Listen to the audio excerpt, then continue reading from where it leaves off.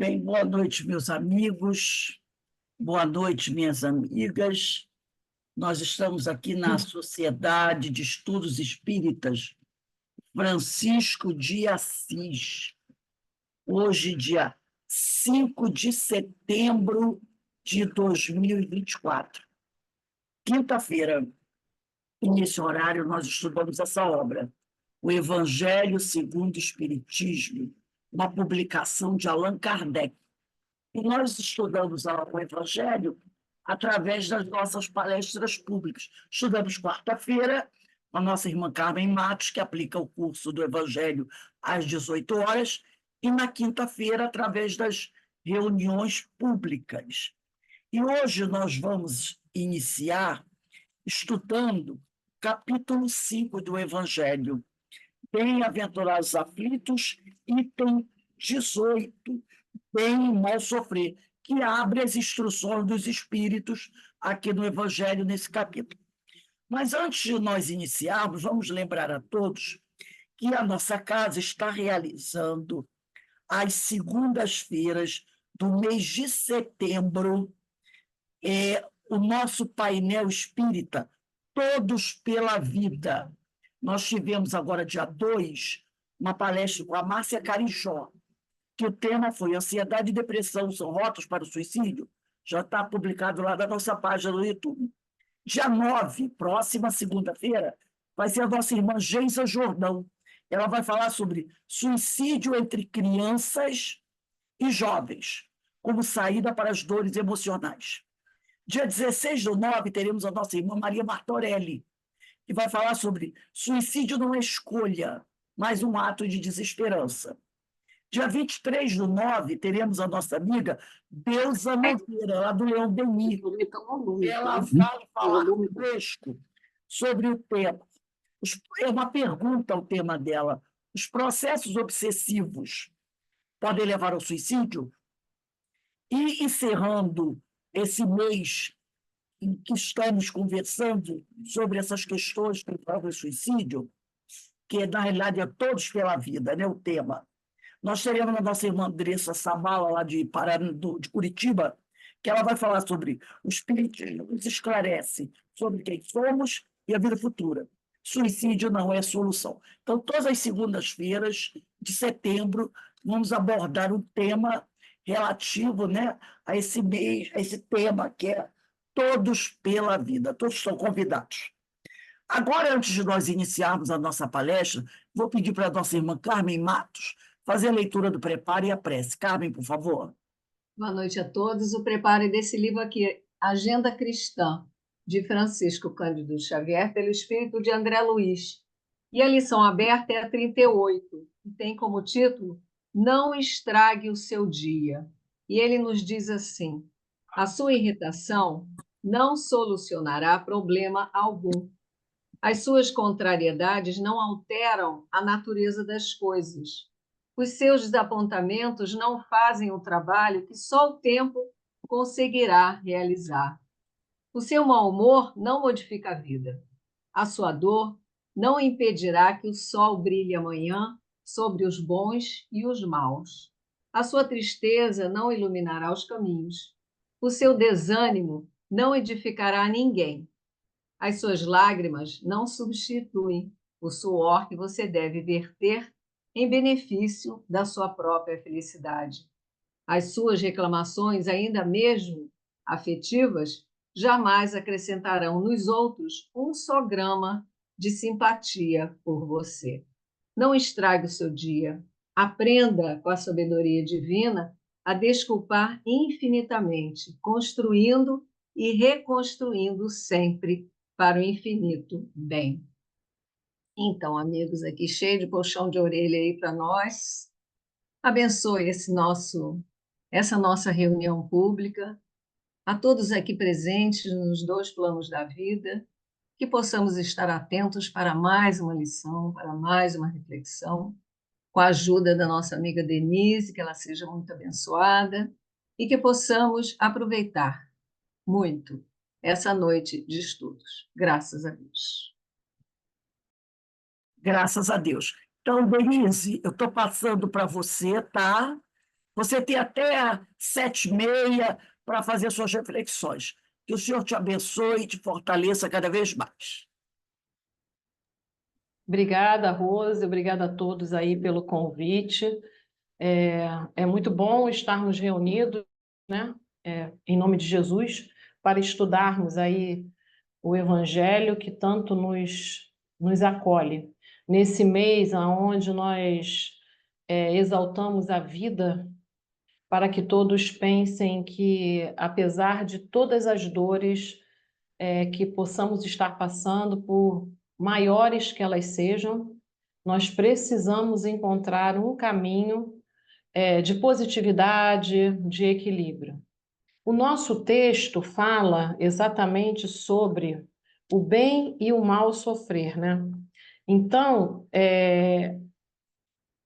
o título já nos diz, né, iniciando a instrução dos espíritos, é um capítulo longo, por que será, né? Bem-aventurados os aflitos, que Kardec colocou um capítulo, né, logo no início, para tentar nos explicar sobre essas aflições, para que a gente possa, de maneira efetiva, construir essa ideia de uma vida melhor.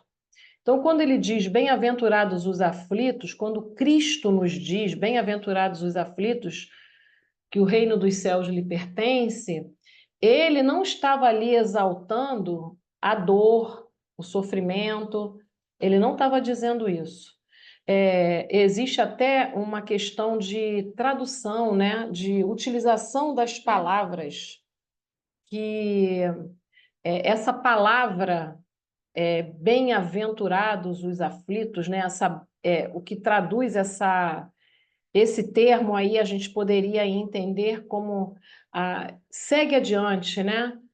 Siga firme, apesar das aflições, que nós possamos estar firmes diante das provas.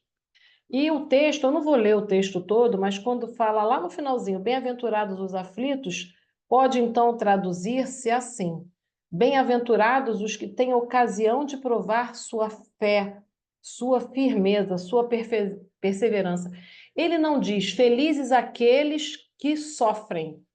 Não é isso. A dor ela é inevitável, até porque se nós pensarmos só aqui na questão terrena, nós nascemos e nós morremos. Então, se nós temos essa visão de fim, nós temos que estar preparados, não somente para a nossa morte, mas para a morte daqueles que estão caminhando conosco.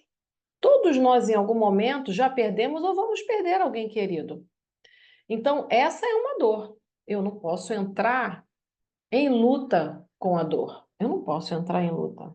Então, nós vamos ser convocados a mostrar a nossa firmeza, a nossa perseverança, a submissão à vontade de Deus, ou seja, aceitar aquilo que eu não posso mudar. E aqui nós estamos falando numa visão de uma religião. Nós estamos nos utilizando aqui de uma religião. E ele fala mais adiante um pouquinho, continua aqui, né? Porque terão centuplicada a alegria que lhes falta na terra. Ou seja, se nós entendermos, se nós entrarmos em contato com essa dor, nós vamos conseguir centuplicar, multiplicar, aumentar tudo aquilo que possa nos alegrar. Mas é possível, Denise, diante de tantas dificuldades, de tantas dores, nós encontrarmos motivos?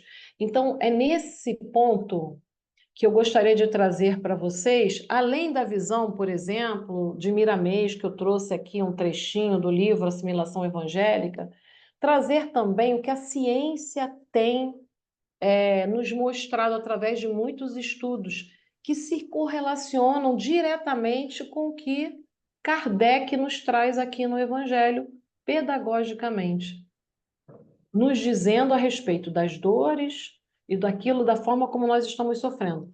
Então, eu eu utilizo muito esses dois livros aqui que eu trouxe para a gente conversar um pouquinho, né? Que fala sobre, já falei até em outras vezes aqui com vocês, sobre mindfulness, sobre aceitação, sobre a visão que nós temos do sofrimento. Então, esse autor aqui, que é o Marcelo e o Javier, que é o Manual Prático de Mindfulness, em determinado ponto, num capítulo que ele fala sobre sofrimento, ele coloca assim: aceitar a realidade da dor e a inutilidade do sofrimento. Vejam bem, aqui é a ciência falando de como o nosso cérebro, a nossa mente funciona. Aí ele fala do sofrimento primário, que é a dor, e do sofrimento secundário, que é o sofrimento. Bom, mas o que seria isso? Aí ele fala, consubstancial com a natureza humana pelo simples fato de existir e, portanto, é inevitável. Ele está falando da dor. A dor, ela é inevitável. E isso não é uma questão de exaltar a dor e dizer que quem sofre está se elevando às alturas. Não é isso, não, gente. Isso aqui é a ciência dizendo que nós que estamos aqui na vida terrestre, nós humanos, nós vamos sofrer em algum momento. Nós vamos ter relacionamentos que foram fracassados, nós vamos ter problemas com filhos, nós vamos ter problemas com doenças na família ou doenças em nós. De alguma maneira, a dor vai surgir. Aí ele diz que algum dos principais sofrimentos primários são, aí ele relaciona, ó, envelhecer. Gente, vamos combinar? O cara começou, né? O pessoal fala, melhor idade nada, gente. Dói aqui, dói ali. A gente começa a ter uma ziquezira aqui, uma ziquezira ali, tem que comprar remédio. Remédio é sempre caro.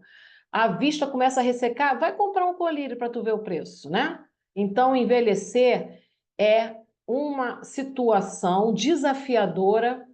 Nós podemos brigar com isso? E se eu não aceitar o envelhecimento? Eu estou criando um sofrimento secundário, que é o sofrimento do sofrimento. Então tem aquela formulazinha, eu acho até que nesse livro que ele coloca, é a equação do sofrimento.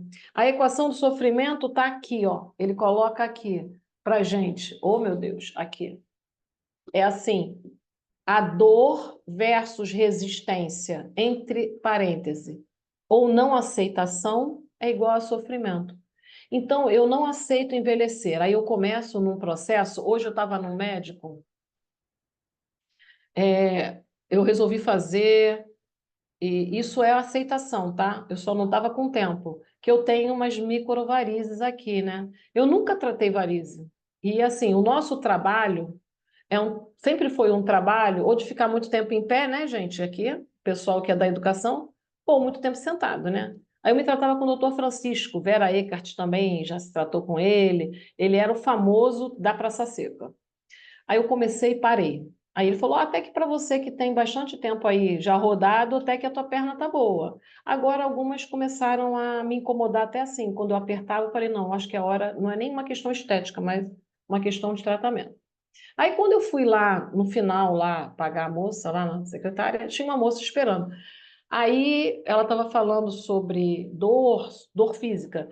Porque tatuagem dói, né? A secretária perguntando, ela, mas para quem já passou por 14 cirurgias de uma vez só?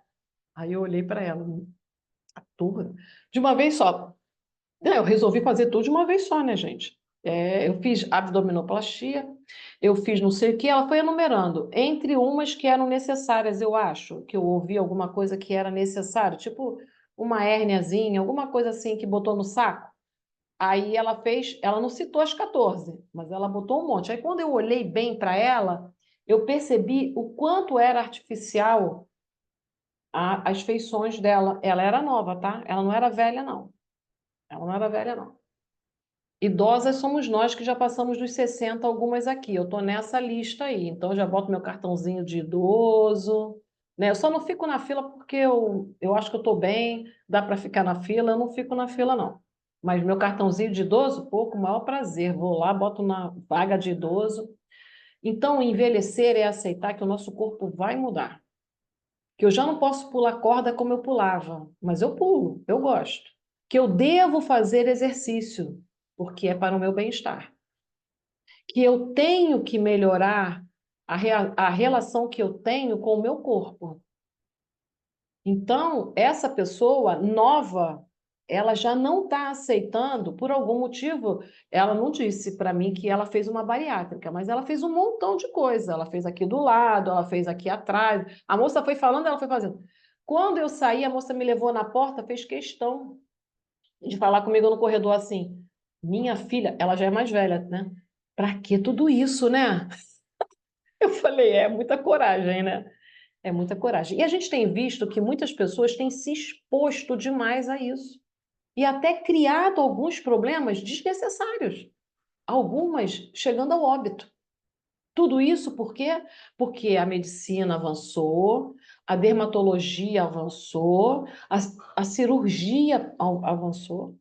Eu já tive uma paciente cirurgiã que ela falou, Denise, eu tenho até raiva de ver como as pessoas utilizam a plástica, e ela era cirurgiã plástica, ela é da Marinha, para ter um outro aspecto. Então, nós estamos falando aqui dessa equação. Então, para nós que estamos aqui, qual é a minha dor? E quando eu estou em contato com ela, eu resisto ou eu aceito? Se eu resisto, eu sofro. Ele dá um exemplo aqui que essa equação é assim. Vamos dar um exemplo de uma coisa que possa ter a mesma intensidade de dor. Por exemplo, ir ao dentista, uma dor de 8 a 10, versus resistência de 1 para 10. Ele está fazendo uma fração. De 0 a 10, a dor ela pode ser 8, mas a resistência 1. Então, o sofrimento é 8 sobre 100. Ele está fazendo matematicamente, gente. A outro exemplo que ele dá é assaltante. A dor é 8 sobre 10. A resistência é 10 sobre 10. Sabe como é que fica o sofrimento? 8 sobre 100. Ou, desculpa, 80 sobre 100. Que quanto maior a resistência, eu vou multiplicando isso e o sofrimento aumentando. Aí ele dá esse exemplo assim,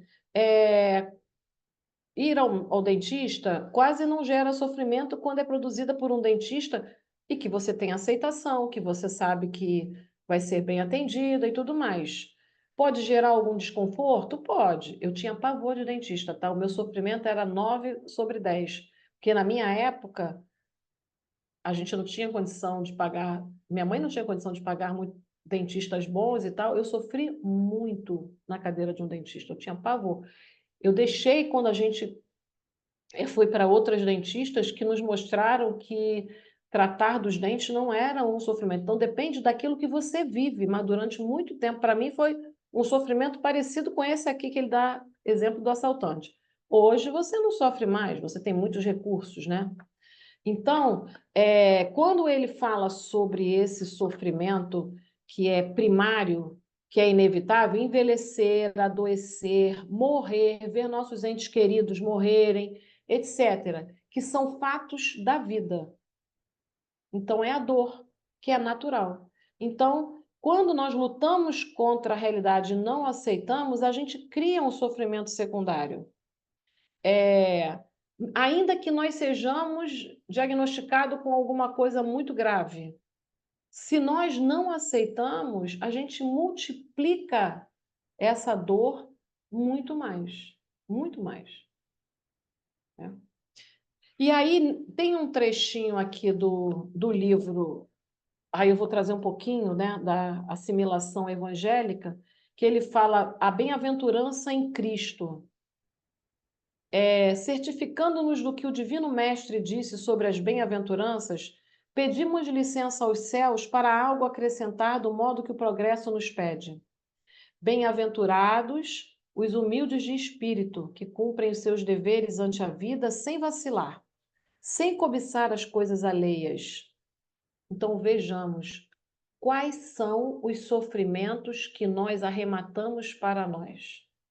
Por exemplo, nós estamos passando por uma dificuldade. Vamos supor, um desemprego.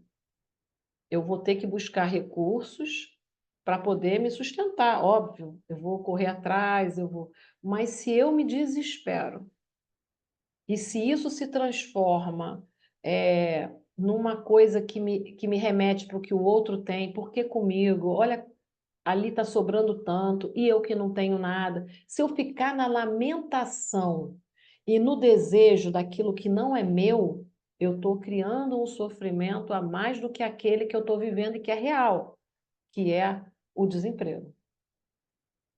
Ou até, eu posso ter o básico, mas eu quero mais.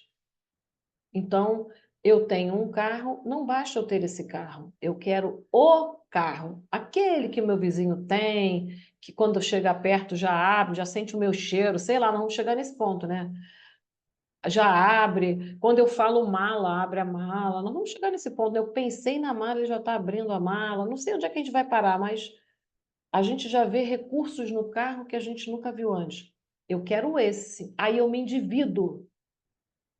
Aí eu não consigo pagar esse carro. Esse sofrimento é um sofrimento que poderia ter evitado ou ele é um sofrimento da vida?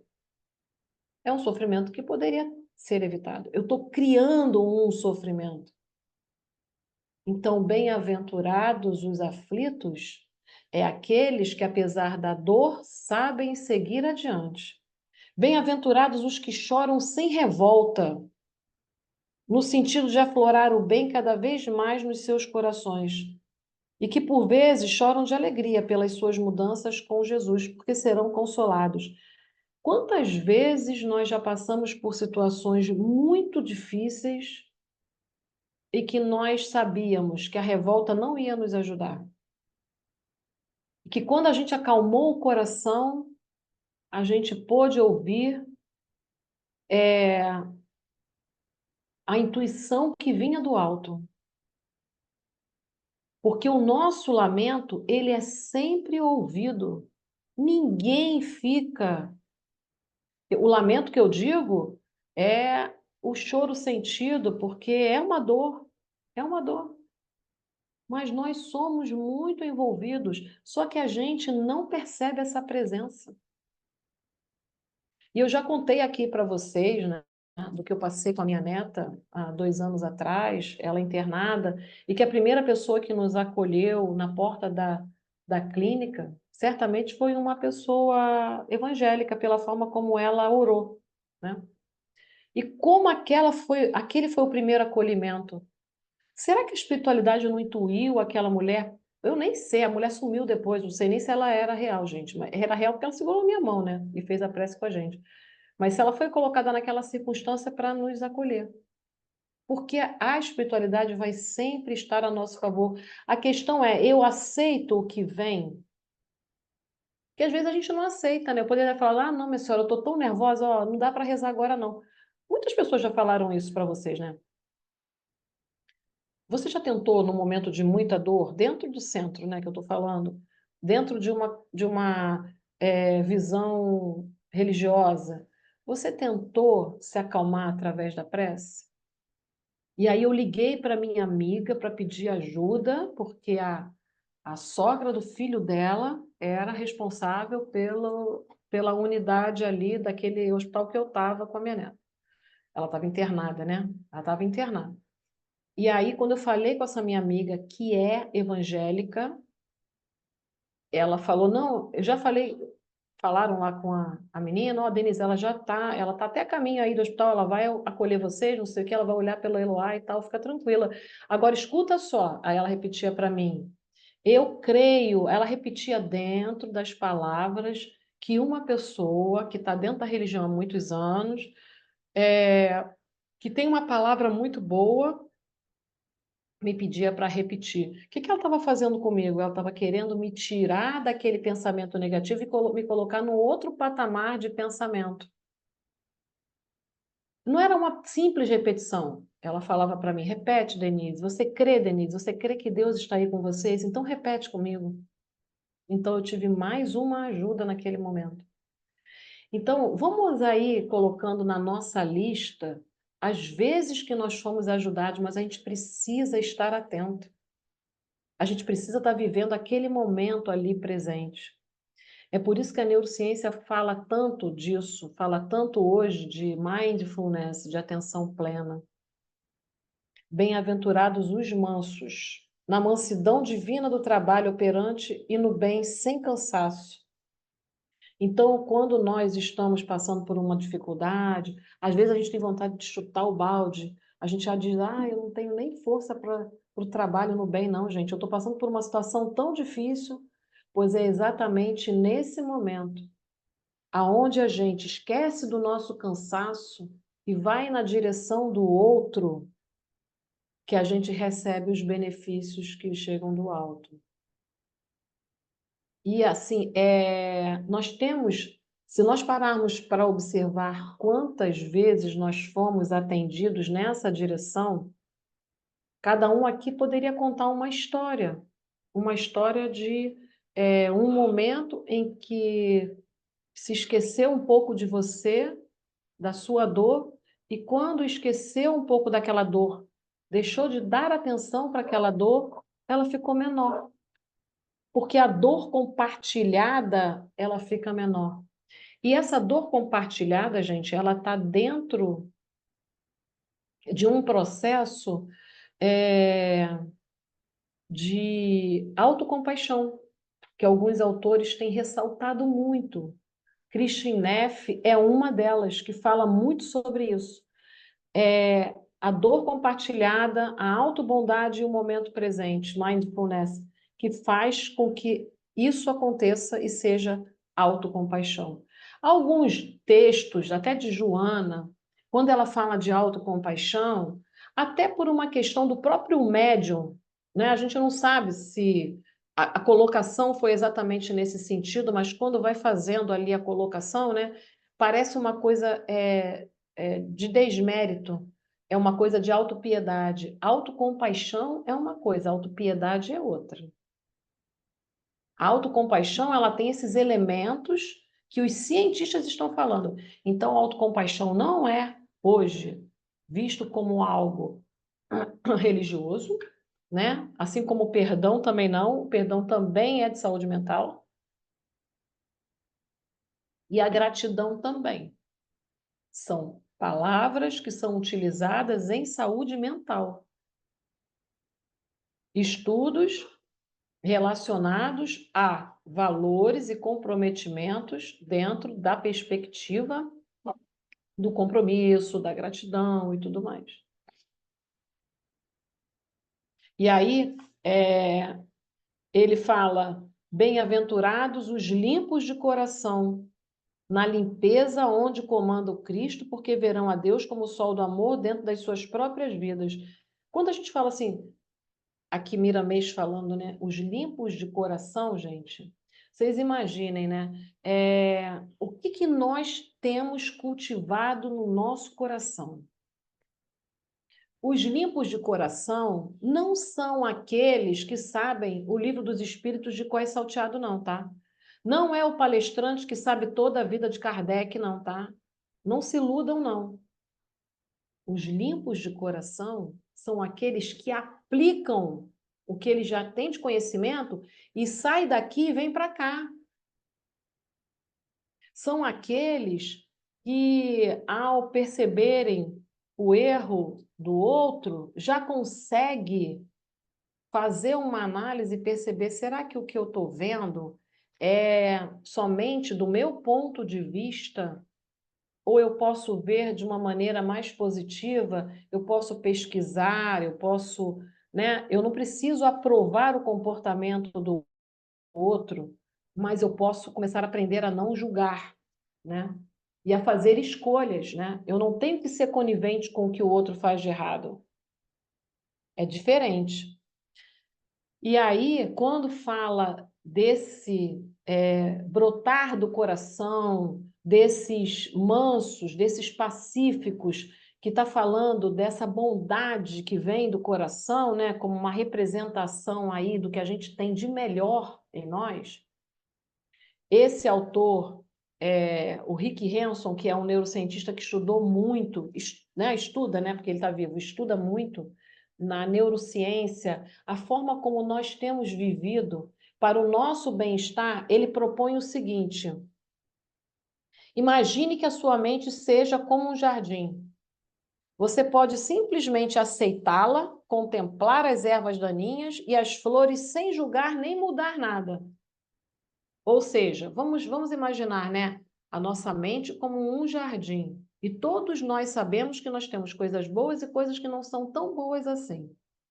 Eu posso simplesmente contemplar, olhar para o que não é tão bom. Ah, deixa aí. Ou posso arrancar as ervas daninhas, reduzindo assim o que é negativo em sua mente. O que ele está propondo aqui através da neurociência?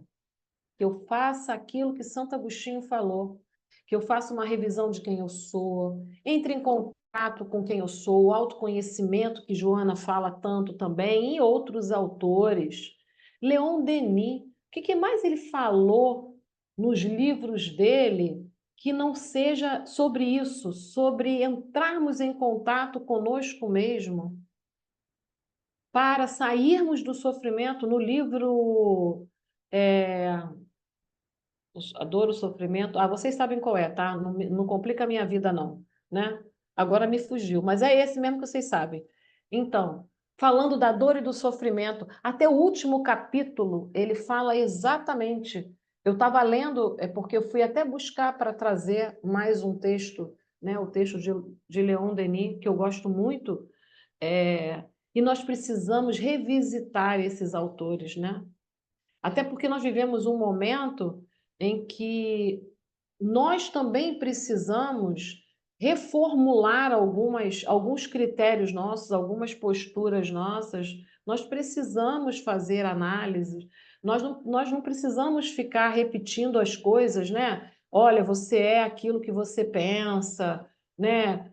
O acaso não existe. Todas essas frases feitas, o que essas frases refletem sobre aquilo que eu penso da vida e daquilo que eu quero da vida futura, né? Precisamos entrar em contato com o conhecimento na sua base. E aí ele fala, você pode arrancar as ervas daninhas e cultivar flores, aumentando assim o que é positivo em sua mente. E o que seria cultivar flores nos jardins da mente?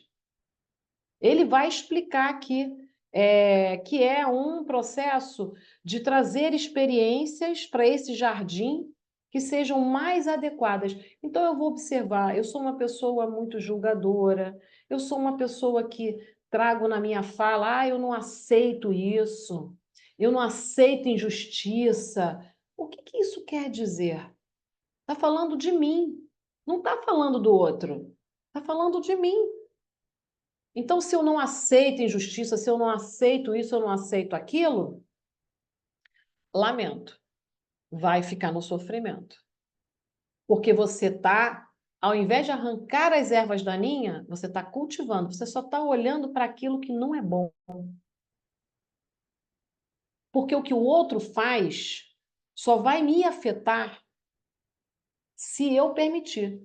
E a gente facilmente entra nisso. É só você abrir a internet, não ter o cuidado de saber por onde você está passeando, que você vai encontrar tudo que vai te irritar. Ligar a televisão e ver as últimas notícias. Facilmente você vai acessar as suas ervas daninhas. Aí vai brotar em mil, né? Você vai entrar em contato com o que é ruim que está lá fora, mas que entra em contato com o que é ruim que está dentro de nós. Aí ele fala assim, pensando no seu jardim mental hoje, que flores seria bom cultivar? É sempre para a gente. Se eu quero sair do sofrimento, eu tenho que pensar positivo. Ainda há pouco eu estava falando para minha paciente assim. Então, por exemplo, eu estou numa tarefa muito difícil. Aí eu penso assim, caramba, que saco, que coisa difícil. Eu acho que eu não vou dar conta, aí não sei o quê. Eu só estou olhando porque é negativo. Mas, ao terminar aquilo tudo, se eu pensar assim, que bom que eu consegui terminar. Olha só, eu dei conta, eu fiz. Aí essa pessoa falou assim para mim, Denise, eu me remeti exatamente a uma coisa que aconteceu essa semana comigo. ela trabalha em escola e ela foi fazer uma tarefa que não é a dela, mas a pessoa que tem que fazer essa tarefa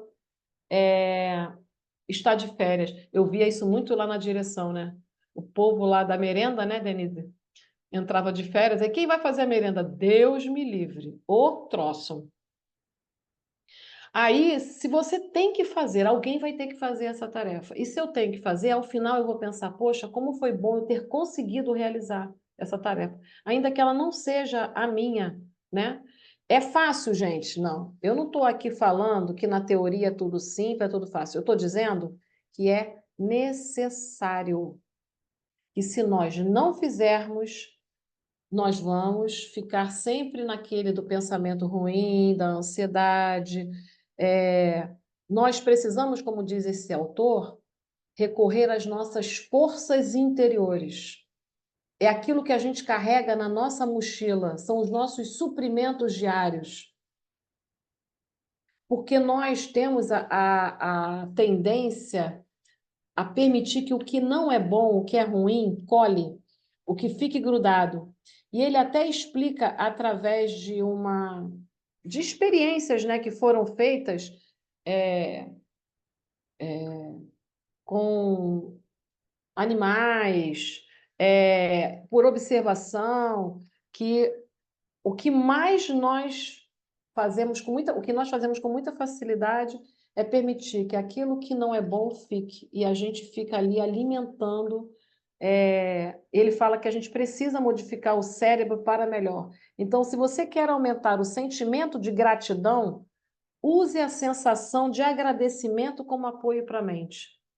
Eu acho até que eu já comentei aqui com vocês sobre um livrinho que tem 5 minutos por dia, que é um livro que não é religioso, mas ele começa com um solzinho e assim, eu sou grato por, aí você tem que colocar 3 coisas que você é grato.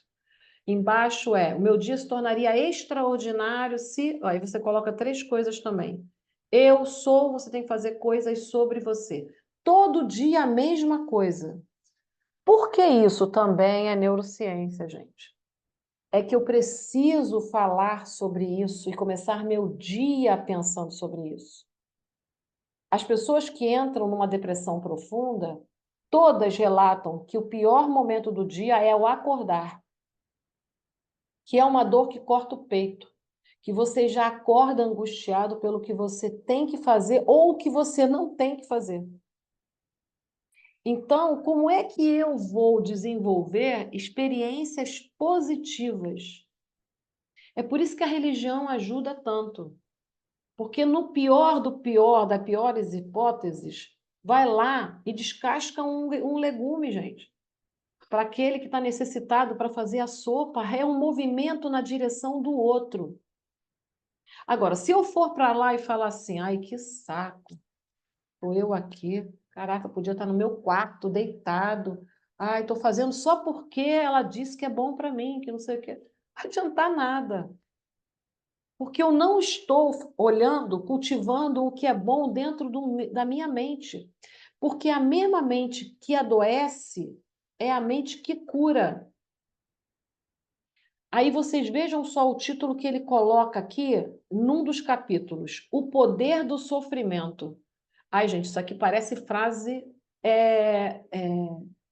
de contexto doutrinário, de contexto religioso, né? O poder do sofrimento. Mas ele explica.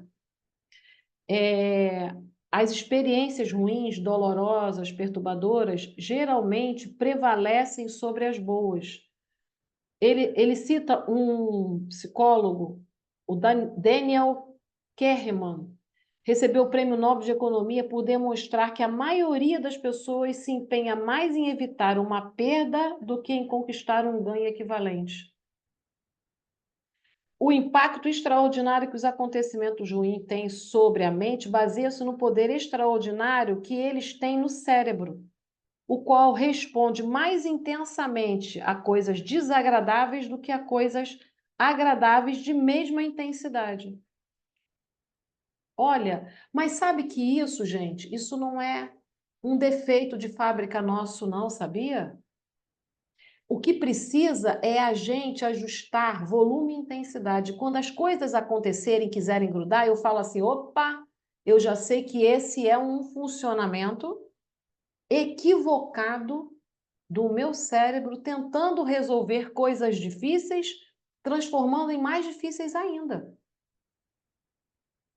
Então, é a dor que eu coloco não aceitando, aumento ela, grudo, fico discutindo comigo mesma sobre ela e só aumento a intensidade. Mas olha a explicação que ele dá para a gente, ó, a paranoia do tigre de papel, que ele dá o nome nesse capítulo. Olha só. Um dos aspectos da predisposição negativa é tão importante que merece uma atenção especial. O poder extraordinário do medo. É nesse capítulo que eu estou falando aqui do poder do sofrimento. Olha só. Nossos ancestrais podiam cometer 2 tipos de engano. E Jung fala sobre isso, sobre o inconsciente coletivo, um dos arquétipos que ele exalta. Olha só, um dos equívocos. Número 1, pensar que havia um tigre escondido no mato quando não havia. Equívoco 2, pensar que não havia nenhum tigre escondido no mato quando realmente havia um. O preço do primeiro engano era a ansiedade desnecessária, enquanto o preço do segundo era a morte. Consequentemente, nosso processo evolutivo nos levou a cometer 1000 vezes o primeiro engano para evitar de cometer o segundo, ainda que uma única vez. Deu para pegar, gente? É ancestral. Nós temos uma área do nosso cérebro, né, que o Sérgio Lopes, com mais 2 outros autores, né, um psiquiatra espírita, fala muito bem no livro Cérebro Triuno. Ele fala sobre isso, que nós temos o cérebro reptiliano, e Maslow, um estudioso também da psicologia, fala na pirâmide, que é a parte da base da pirâmide. Pulsões, desejos, pulsão sexual, sobrevivência, necessidade de ter um local, né, para sobrevivência e tudo mais. É da natureza. Só que antes essa área ela era muito usada lá pelos primitivos. Eles precisavam, para a espécie sobreviver, disputar espaço, poder, comida, local. Nós não precisamos mais. Então essa área do nosso cérebro ela é muito menor. Ela fica aqui embaixo, ela é pequena. Eu passeio por ela, mas eu não tenho que ficar nela. Então as nossas sensações, os nossos medos, as nossas emoções, que são fisiológicas, não são boas nem ruins, são só emoções. Então, quando eu penso em sair dessa paranoia do tigre, lembrar que, opa, está acionando uma área minha que é uma área de defesa, de sobrevivência. Eu não preciso acreditar em tudo aquilo que a minha mente cria, porque a nossa mente cria histórias. E assim, quem nunca passou por um momento de ligar para alguém da família, principalmente filho, e a criatura não atende? Tu mandou uma mensagem, manda a segunda, manda a terceira, aí tu já começa a criar a história. Será que foi para aquele lugar, não sei aonde? Meu Deus, será que aconteceu alguma coisa? Aí, não, mas a notícia ruim chega rápido, mas não chegou. Mas deve ter acontecido alguma coisa. Aí você já cria um cenário, você alimenta aquilo, é da nossa natureza. Nós já passamos por isso algumas vezes. Eu já quase matei, estrangulei um aqui em casa por conta de mãe, eu dormi, esqueci de avisar que eu não dormi em casa, mas pô, né? Você acordar, não ver a pessoa e, né, Denise, a gente dividir às vezes as nossas. Aí a gente coloca o que é ruim e deixa na mente povoando com certeza, né? Então, nós precisamos entender a dor. Nós precisamos, não tem que exaltar sofrimento. A dor não é progresso moral, ela é parte da nossa trajetória e fruto dos nossos equívocos, que ainda estão presentes na nossa trajetória terrena. Mas o que hoje nós mais temos visto em saúde mental? Vamos colaborar para que a tua mente possa produzir coisas boas. Vamos sair desse ciclo vicioso, desse looping de pensamentos ruins. E aí, no livro Ceifa de Luz, uma mensagem de Emmanuel que fala assim, da renovação em amor, que é o capítulo, né? E vós, irmãos, não vos canseis de fazer o bem, disse Paulo na segunda carta aos Tessalonicenses. Ele fala assim, a aceitação e paciência sem fuga ao trabalho são quase sempre a metade do êxito em qualquer teste a que estejamos submetidos em nosso proveito próprio. Olha, duas palavrinhas que não são simples, tá? Aceitação e paciência. Nós precisamos ter paciência conosco e com os outros. Aí tem um livrinho lá da Ruth Rocha que fala A Primavera da Lagarta. A frase final dela é: quem não tem paciência com as lagartas jamais verá a borboleta. A lagarta era caçada pela formiga, que dizia que ela era comilona no livro. Uma história muito bonita. Mas para você conhecer as borboletas e ver sua beleza, é preciso respeitar todo o tempo e todo o processo. Nós somos lagartas. Estamos saindo do casulo. Eu acho que nós estamos todos aqui na fase da asa amarrotada. A gente ainda não voou.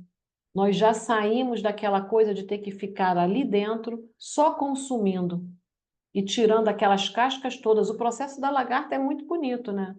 É uma experiência que nos remete ao nosso processo mesmo. E aí, o amor que estejamos acrescentando à obrigação que nos cabe cumprir é sempre plantação de felicidade para nós. Então, se diante de alguma dor, de algum sofrimento que nos remete a um trabalho, a uma obrigação, todo o amor dedicado, todo o amor que nós colocarmos nesse trabalho, que muitas vezes nos remete ao sofrimento, será sempre plantação de felicidade em nós.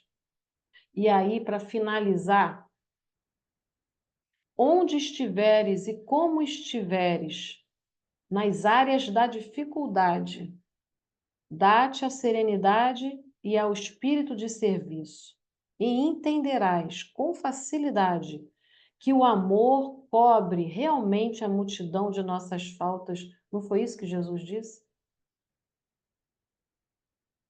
Então, por mais que a gente tenha errado, gente, o amor cobre a multidão dos nossos erros, dos nossos equívocos, dos nossos pecados, apressando em nosso favor a desejada conquista de paz e libertação.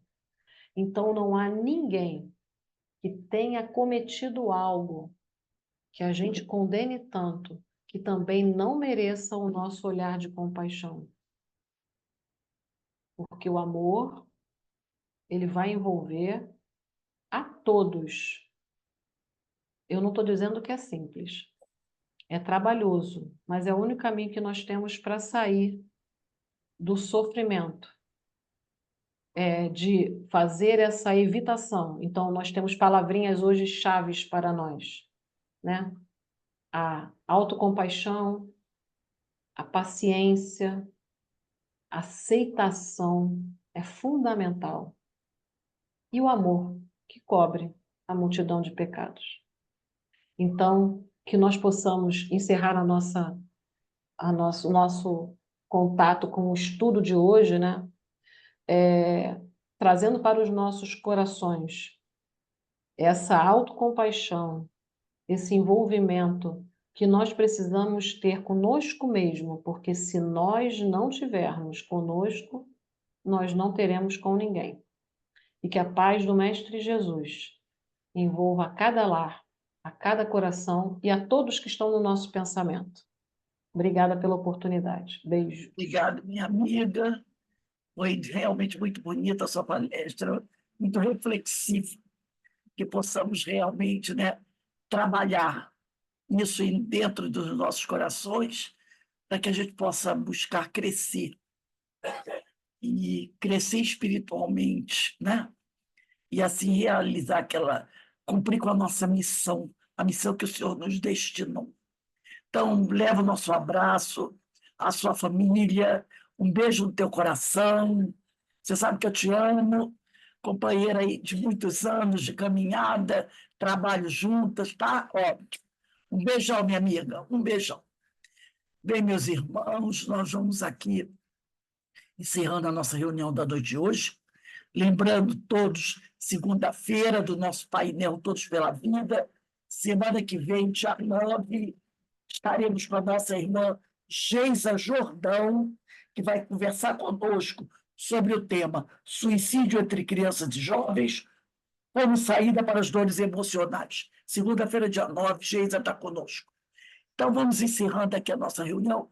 Eu vou pedir para a nossa Joana, faz a nossa prece, minha amiga, de encerramento. Vou fazer.